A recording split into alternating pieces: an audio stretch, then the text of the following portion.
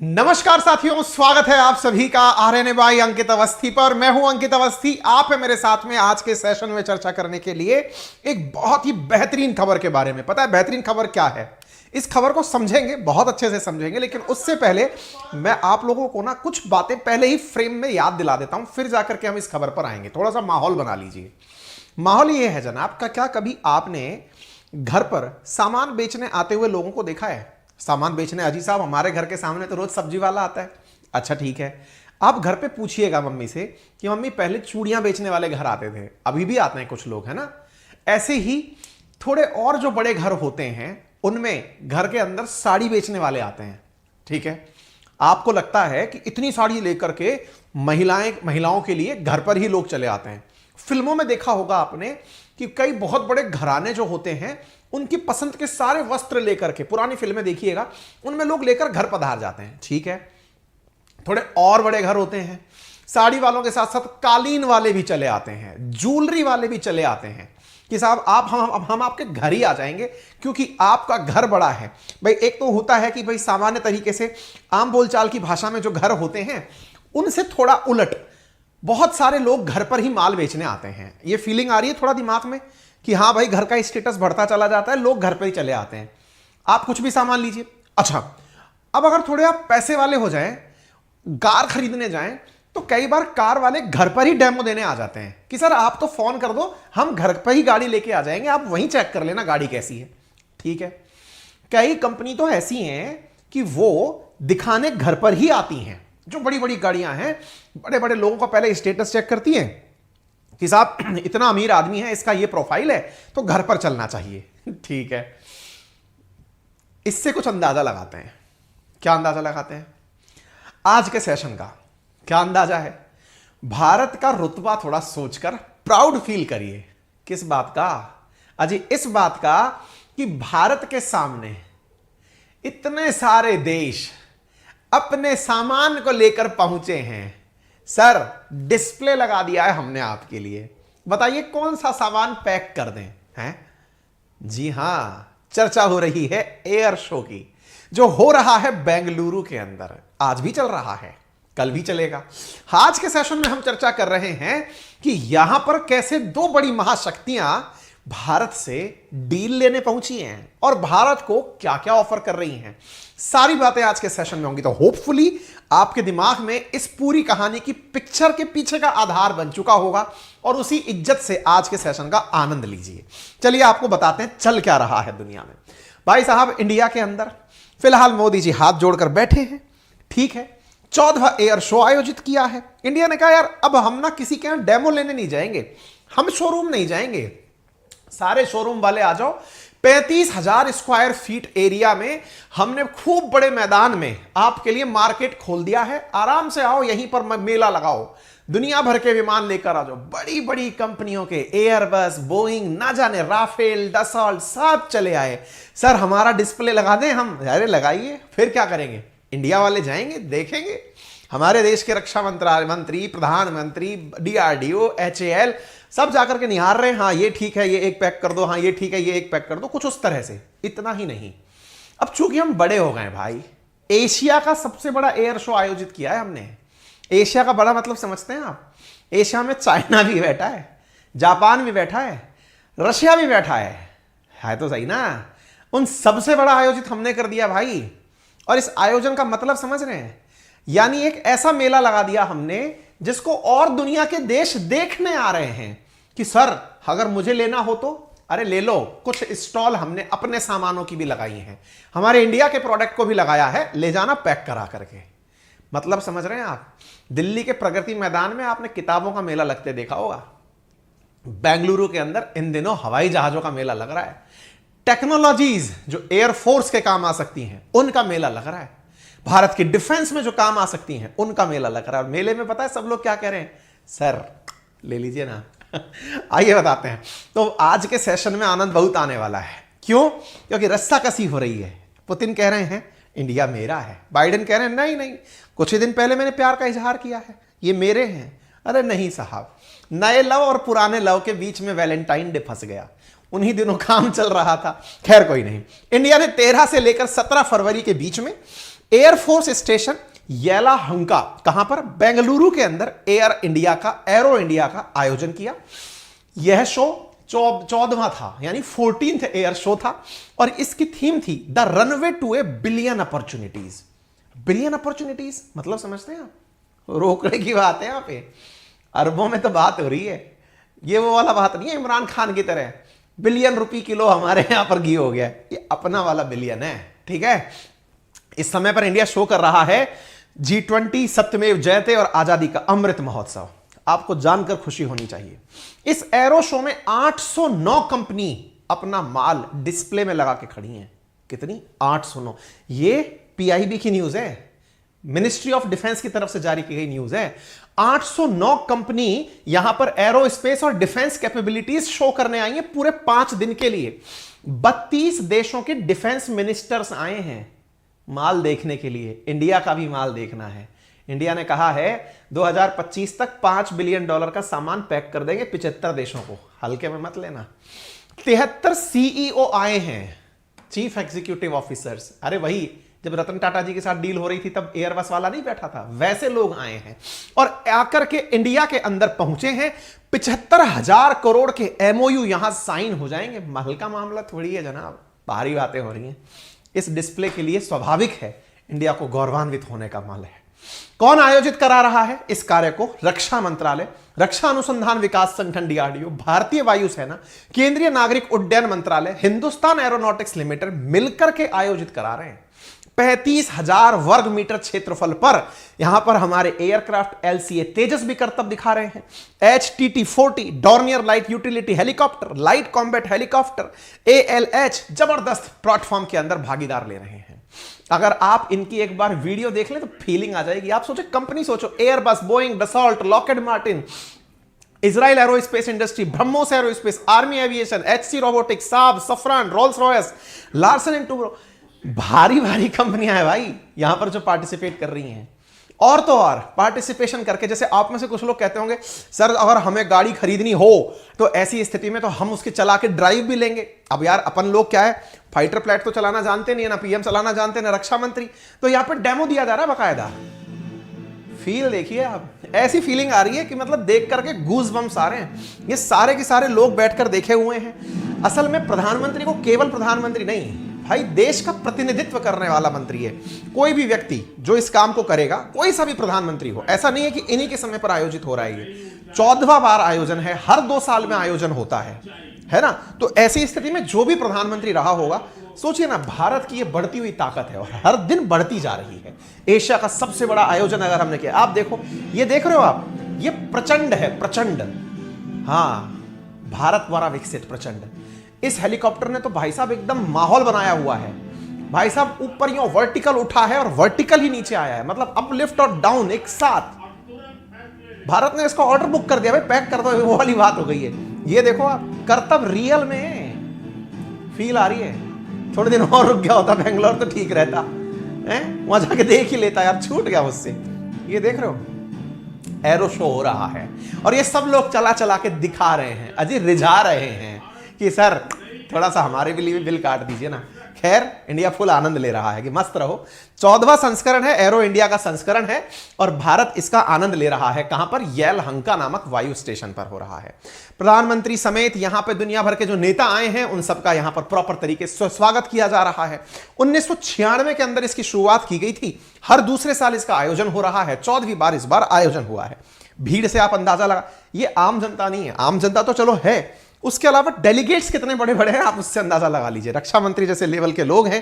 प्रधानमंत्री ने ट्वीट करके जानकारी दी और इंडिया के बारे में कहा कि इंडिया ऑफ अमृतकाल, 75 साल हो रहे हैं ना हमारी आजादी को। सोचो, अभी टाटा ने रोजगार दिया है अमेरिका को, टाटा ने रोजगार दिया फ्रांस को, यूके को, और अब फिर से हम आकर खड़े हो गए हैं। Proud to be Indian. India of Amritkaal is flying fast and high like a fighter plane. हम बिल्कुल फाइटर प्लेन की तरह उड़ रहे हैं। She will not miss any opportunity. Who is she? India, Bharat माता की जय। PM Modi at the inauguration of Aero India 2023। आप यहां पर इनके द्वारा दिए गए कमेंट्स देख सकते हैं। यहां पर सुखोई 30 MKI फाइटर जेट्स भी हैं। तो एरो इंडिया के उद्घाटन के समय तेजस विमान का प्रदर्शन भी यहां पर चल रहा है। भारत के प्रधानमंत्री ने कहा कि भारत वर्ल्ड का डिफेंस मैन्युफैक्चरिंग हब बन रहा है। कहां से? इंपोर्टर से एक्सपोर्टर बन रहा है। 5 बिलियन एक्सपोर्ट का टारगेट है, 2025 तक कर देंगे। ओरिजिनल मैन्युफैक्चरर बनेंगे, यहीं पे प्रोडक्ट बनाओगे। उम्मीद है कि आपको यह समझ में आ रहा हो। एयर इंडिया शो में क्या खास है वो हमने बता दिया, किस तरह की चीजें हैं वो हमने बता दी। यहां पर एक बहुत ही चीज जबरदस्त हुई है, और वो क्या हुई है?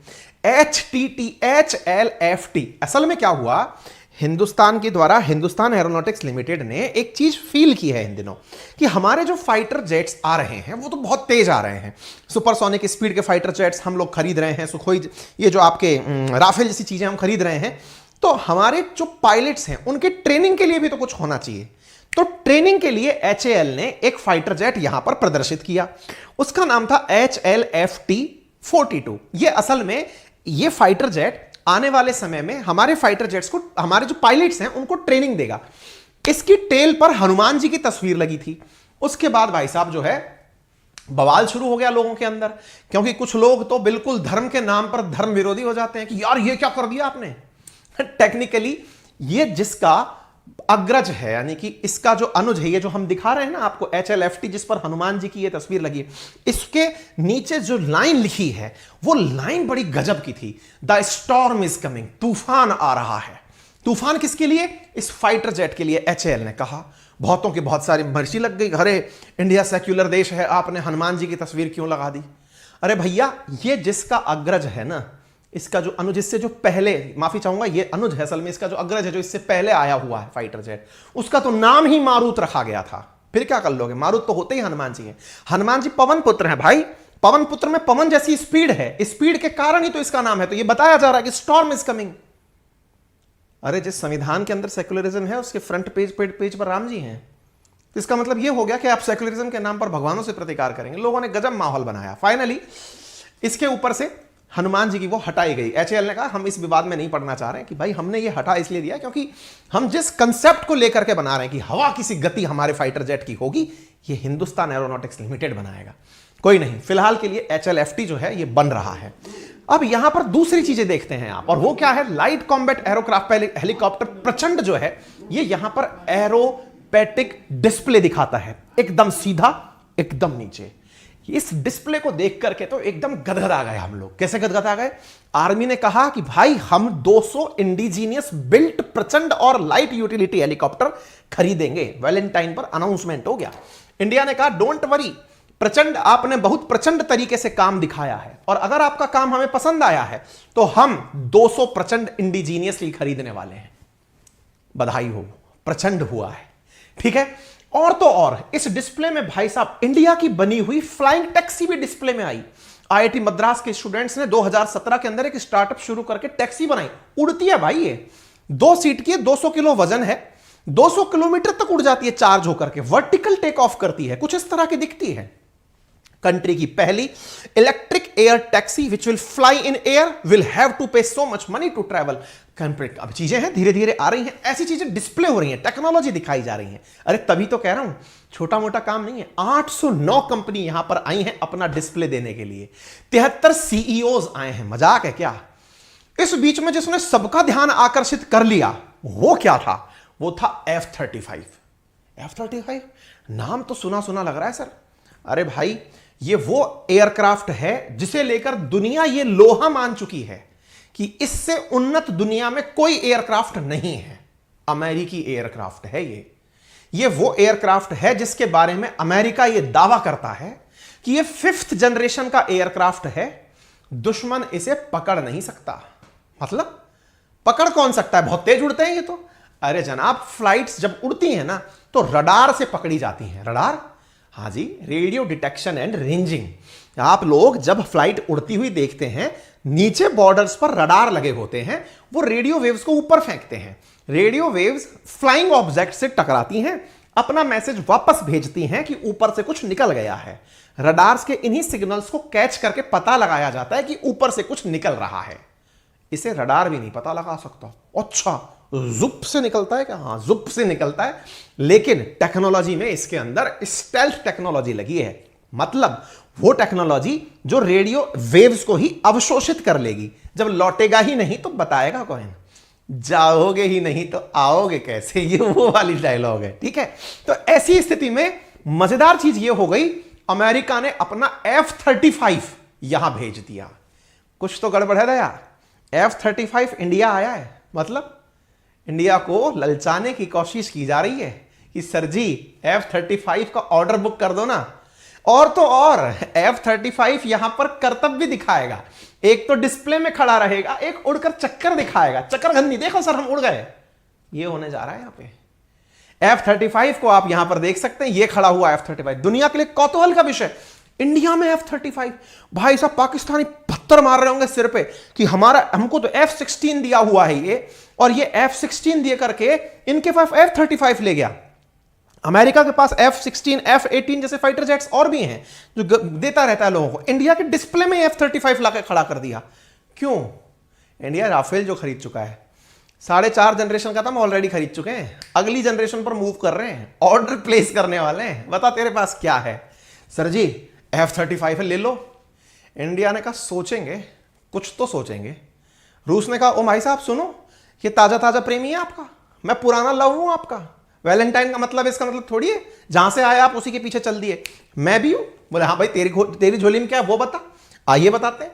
इतनी देर में साहब आकर के हमको कुछ पुरानी बातें याद आती हैं कि अमेरिका इस बात को खुद से स्वीकार कर चुका है कि भाई इंडिया और रशिया की दोस्ती बहुत पुरानी है, पुराना प्यार है। और जब पुराना प्यार है तो हमें चाहिए कि हम इंडिया की डिपेंडेंसी रशिया पर कम करें। दुनिया को भले ही हम F-35 ना दें, इंडिया को जरूर देंगे। रशिया ने कहा सर देखो हमारे विमान चेपर हैं, सस्ते पड़ते हैं, हम आपको 5th जनरेशन देंगे। और हम आपको पहले ही बोल रहे हैं, हम ऑलरेडी 5 साल में आपको 13 बिलियन का सामान पैक कर चुके हैं। और तो और खबर यह है, रशिया ने अपने 200 प्रकार के वेपन इस डिस्प्ले में भेजे हैं। 2023 का जो डिस्प्ले, ये रशिया के उसके न्यूज चैनल की है खबर, टास की।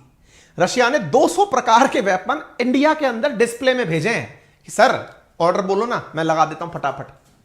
इंडिया ने कहा देखो यार अभी मन तो कर रहा है 5th जनरेशन लेने का, अभी तो लिया था 4. वैसे वही वाली बात हो गई कि यार मन तो कर रहा है यार, मैंने अभी साइकिल ली थी, मोटरसाइकिल लूंगा। तो बोले सर अब सुनो हम आपको एकदम कार देंगे। अब ऐसी स्थिति में अमेरिका F-35 दिखा रहा है, रशिया अपना माल लेकर खड़ा हुआ है। रशिया ने कहा सुनो सुनो सुनो, तुमको वो तो बना बनाया बेचेगा, मैं आपके साथ मिलकर बनाने को तैयार हूं। यार क्या बात कर रहे हो? मेक इन इंडिया के तहत आज सुखोई 30 हो, वो आपके यहीं तो उसके सारे कल पुर्जे बन रहे हैं, यही तो सारा डेवलपमेंट चल रहा है, मैं यहीं पर बनवाऊंगा। बोले क्या बनवाएगा? बोले मैं अपना सुखोई 57। बोले यार 30 तो सुना था। अरे तो बोले हम भविष्य का नया विमान लेकर आ रहे हैं, दुनिया का सबसे घातक है, सुखोई 57 नाम है, आप मिलके बनवा लो ना, इसका नाम ही चेकमेट है। इंडिया के साथ मिलकर बना लेंगे जैसे ब्रह्मोस बनाते हैं अपन। इंडिया का ऑफर तो तुम्हारा भी बुरा नहीं है, सोच सकते हैं। अमेरिका बोला सर F-16 है मेरे पास, F-18 है मेरे पास, उसमें से कुछ ऑर्डर बुक कर दो। इंडिया का रुख। हाँ भाई रशिया क्या है तेरे पास? अरे सर मेरे पास MiG-29 है, सुखोई 30 है, बोलो ऑर्डर कब पैक करना है? फरवरी 14, 2023 की खबर है। आपने मुझसे पहले कह रखा था आपको मेरा माल चाहिए। इंडिया ने कहा हाँ यार ऑलरेडी मेरे पास सुखोई और भी हैं, मिग और भी हैं, मैं तेरा माल ले सकता हूं। तो MiG-29 अपडेट करके दे। अजी साहब बोलो इंडिया में करवा दूं, और बोलो मेक इन इंडिया कर दूं, बोलो और क्या चाहिए? माल बोलो कितना पैक करना है, आप तो बोलो साहब। ठीक है, इंडिया ने दोनों को देख तो लिया है, आराम से तसल्ली से ऑर्डर देखा, मंत्रालय बैठकर विचार करेगा कि हाँ यार कुछ तो है, कर सकते हैं अपन, लोड लेने की जरूरत नहीं है। इंडिया स्टिल, अब हमारी सेना से पूछा गया कि एक बात बताओ भाई, हमने तो डिस्प्ले लगवा दिया, आप लोगों की जरूरत क्या है? बोले सर हमको 100 से लेके 125 5th जनरेशन के या 4.5 जनरेशन से ऊपर के फाइटर जेट चाहिए। बोले पक्का? बोले ठीक है पैक करवा देंगे, चिंता ना करो। डीआरडीओ ने कहा कि यार कोई प्राइवेट प्लेयर अगर है तो वो भी आगे आए। कुछ लोग कहेंगे अरे यार फिर अडानी को बुला लिया इन लोगों ने। अरे नहीं भाई, आपके देश में अडानी है, उनके देश में बोइंग है, उनके देश में एयरबस है, ये प्राइवेट कंपनीज ही हैं सारी, ठीक है। इंडिया में इसरो सरकारी है, अमेरिका के अंदर स्पेस एक्स प्राइवेट है, नासा के साथ साथ काम कर रहा है, बढ़िया से आगे चल रहा है, ठीक है। प्राइवेट प्लेयर्स जिनके पास पैसा है उनका देश की तरक्की में इस्तेमाल करवाओ ना, क्या बुरा है? फाइटर जेट बनाएंगे कंडीशंस के साथ कि किसी और को नहीं बेचोगे, लो बन गया आपका काम। इनका पैसा था, इनकी टेक्नोलॉजी आपने दिलवाई, आप सरकारी हैं, खरीदने की गारंटी दे दी। डीआरडीओ ने प्राइवेट प्लेयर से कहा है कि अगर आ सकते हो तो आ जाओ, 5th जनरेशन तुम लोग मिलकर बनाओ ना। हाँ, इस बात पे कईयों को आपत्ति हो सकती है, अच्छा किसी के पास पहले से एक्सपीरियंस ही ना हो, भले ही। बेटा पैसा सब लाता है, एक्सपीरियंस वाला आदमी भी खरीद लिया जाता है। पैसा जरूरी है, खरीदने को तो आदमी का कंपनी खरीद ली जा सकती है। खरीदी थी साहब टाटा ने, कौन सी बेबी कहते पहले जगुआर ले लो, वही वाली, ठीक है। तो यहां पर आप देख रहे हैं, तो DRDO also private industry to join. तो डीआरडीओ ने कहा कि प्राइवेट वाले लोग आगे आओ भाई, 5th जनरेशन बिक रहा है, आप लोग फाइटर जेट ले लो, क्या दिक्कत है। बोले हाँ सर हम आगे आ सकते हैं। रशिया ने फिर एक चीज और बोली, सर देखो भले ही एरो शो हो आपका, हमारे पास एक और जबरदस्त प्लान है आपके लिए। इंडिया ने कहा कुछ ज्यादा नहीं हो रहा है यार, हैं फाइटर जेट की बात करते करते तुम और आगे निकल। अरे सर प्रोडक्ट तो देख लो, जबरदस्त है। बोले क्या है। बोले आपके साथ मिलकर के मैं T-14 अरमाटा बना सकता हूं। आप में से कुछ लोग कहेंगे अरमाडा तो सुना था, ये अरमाटा क्या हो गया। अरे भाई T-14 अरमाटा यहां का, रशिया का बहुत उन्नत किस्म का टैंक है। जी हां, रशिया इंडिया के साथ पार्टनरशिप करना चाहता है बैटल टैंक के ऊपर, कि सर सुनो आपके साथ मैं बैटल टैंक बना लेता हूं, अरमाटा नाम होगा। ब्रह्मोस तो आप और हम मिलकर बना ही चुके हैं, अरमाटा टैंक और बना लेते हैं। इंडिया ने कहा यार तुमसे हमने पहले भी तो ले रखा है। बोले हाँ सर वो T-90 है आपके पास, T-90 है, वो भीष्म है, वो तो जबरदस्त है, उसने तो यूक्रेन में तबाही मचाई हुई है। उसी को मारने के लिए 4-4 टैंक लगते हैं, तब जाकर एक T-90 पर काबू मिलता है। अमेरिका वाले, जर्मनी वाले अपने अपने टैंक देकर भेजे हैं, अब्राहम लियोपोल्ड जाकर के इस T-90 से लड़ रहे हैं। आप उसकी चिंता ना करें सर, अपने पास प्लान बहुत तगड़ा है। बोले बता भाई। सर अरमाटा बनाते हैं, उससे भी ऊपर का माल है, अभी तो डिस्प्ले में ही नहीं आया।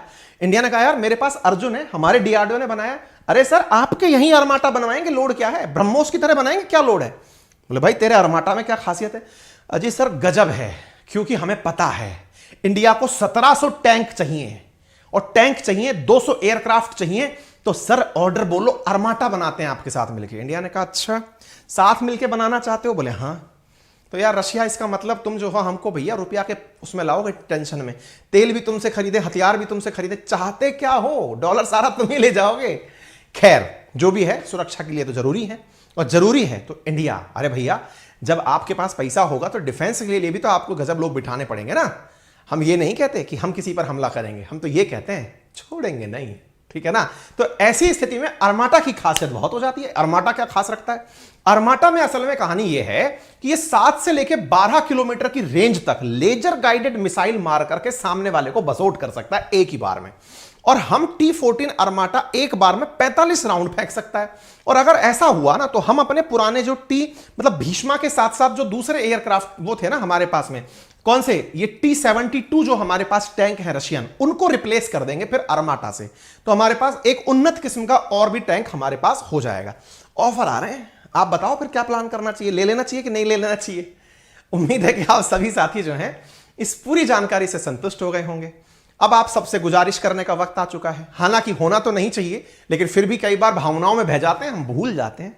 याद इतना ही दिलाते हैं, सेशन के राइट हैंड कॉर्नर में लाइक नहीं अपितु सब्सक्राइब का ऑप्शन आ रहा है, दबा दो उसको।